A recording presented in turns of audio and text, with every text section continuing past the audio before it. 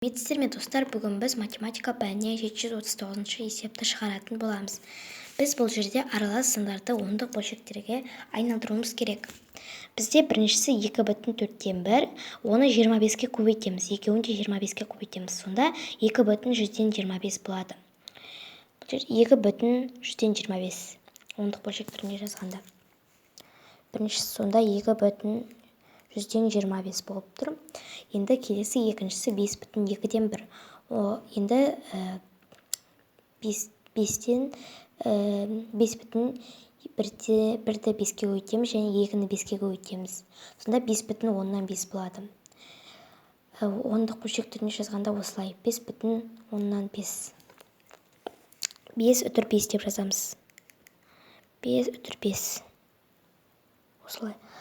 Үшіншісі 7/5-тен 3-ті 2-ге көбейтеміз, екеуінде, сонда 7/6 болады. Ондық бөлшектерінде жазсақ 7/6. Яғни айтылғанда, яғни 7/6 деп оқимыз, айтамыз. Келесі сонда 7/6 екен. Келесі 9/20-дан 7 көбейтеміз 5-ке, екеуінде. 9/135 шығады. Ондық бөлшектерін жазғанда 9/35. Яғни айтылғанда 9/135.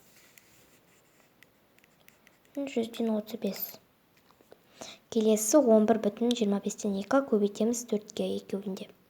Онда 11/8 болады. Оларды ондық бөлшектеріне жазсақ 11/08, яғни 11/8. 0,8 деп жазамыз.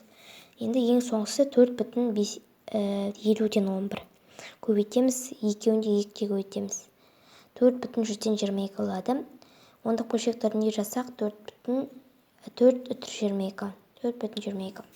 4/22. Егер ұнатса лайк басып, каналға тіркелуді ұмытпаңыздар. Сау болыңыздар.